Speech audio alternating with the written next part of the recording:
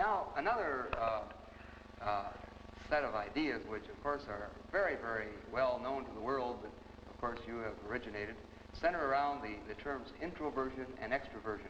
Yeah. And I know that you're aware of the fact that these terms have now become so widely known that the man on the street is using these terms constantly in describing his wife or his friends and so on and so forth. It's become the most, probably the most used psychological concepts by the layman that we have. Oh, like the word complex.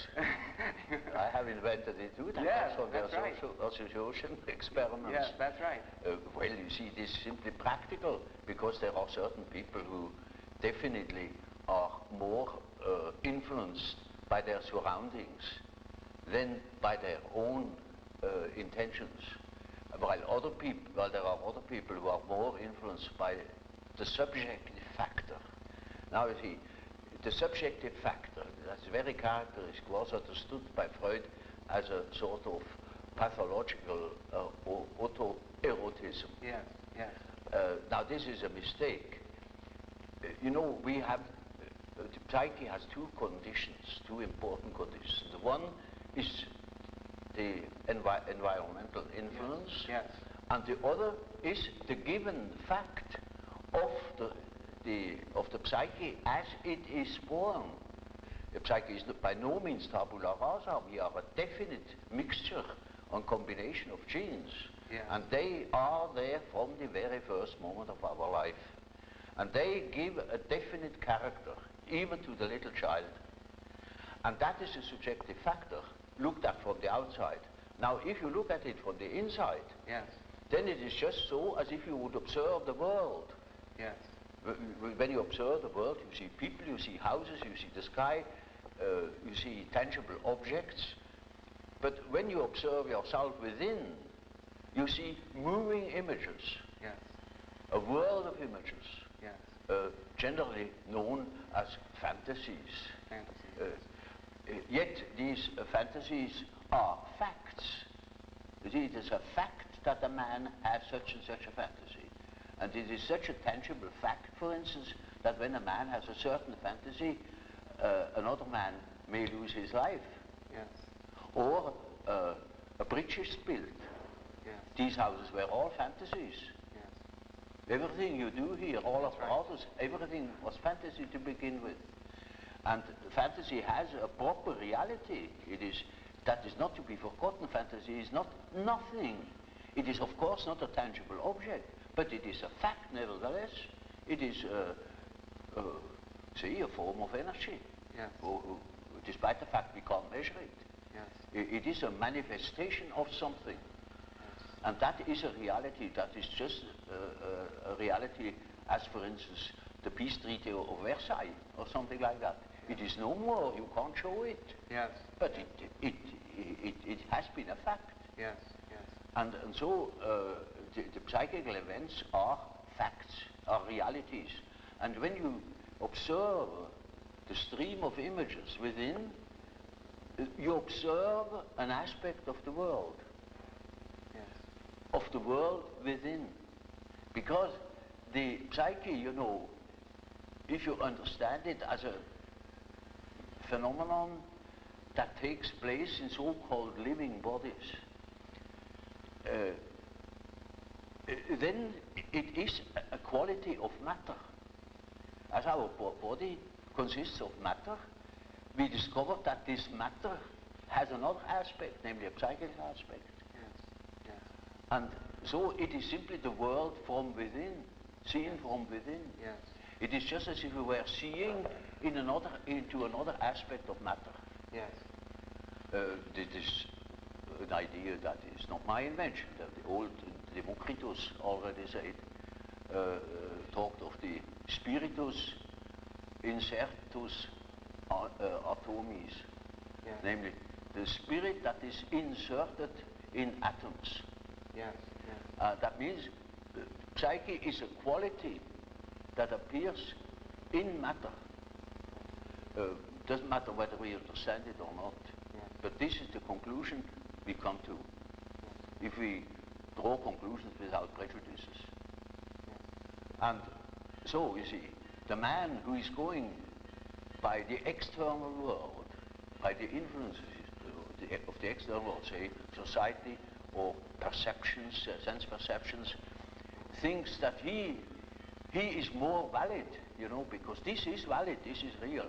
And the man who goes by the subjective factor is not valid because subjective factor is nothing.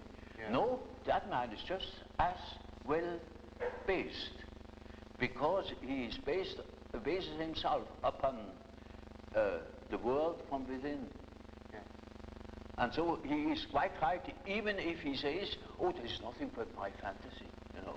Yeah. And of course that is the introvert. And that the introvert is always afraid of the external world.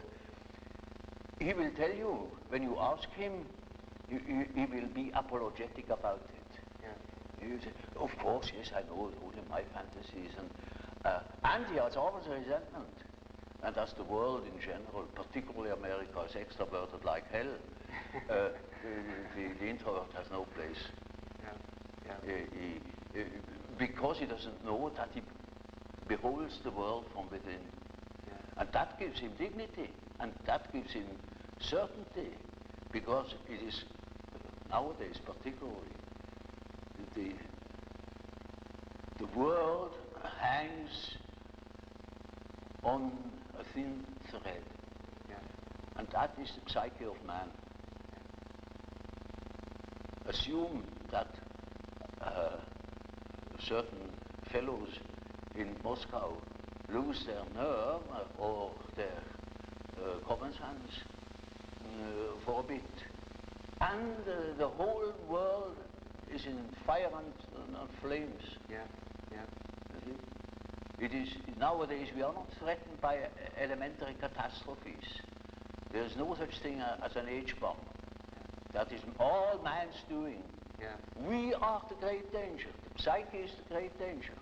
What if something goes wrong with the psyche? Yeah. See? And so you see, it is demonstrated to us in our days what the power of the psyche is of man, how important it is to know something about it, but we know nothing about it. Nobody would give credit to the idea that the psychical processes of the ordinary man have any importance whatever. One thinks, oh, he has just what he has in his head, it is all from his surrounding, he's taught such a thing, believes such a thing. And particularly if he's well housed and well fed, then he has no ideas at all. And that's the great mistake. Because he is just that as which he is born, and he is not born as tabula rasa, but as a reality. Yes. Yes. Now, of course, one of the very common, I think, misconceptions of your work among some of the writers in America have been that they had sort of characterized your discussions of introversion and extroversion as suggesting that the world was made up of only two kinds of people, introverts on one hand and extroverts on the other. And I'm sure you've been aware of, in many of our people looking at things this way. And of course, we'd like to comment about that. In other words, would you perceive the world being made up of only people or extreme introverts, people that are extreme extroverts? Well, Bismarck once said,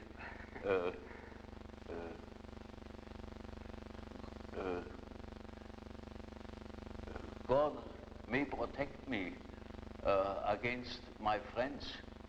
With my enemies, I can deal myself alone. You know how people are. They catch a word, and then everything is schematized along that word. There is no such thing as a pure extrovert or a pure introvert. Yes. Such a man would be in the lunatic asylum. Those are only terms to designate a certain penchant, a certain tendency. For instance, the tendency to be more influenced by environmental influences or more influenced by the subjective factor. That's all. Yes. And you see, there are people who are very well balanced and are just as much influenced from within as they are from without, yes. Or just as little. Yes. And so with all the finer classifications, you know, yes. They are only sort of point de repère, points for orientation. Certainly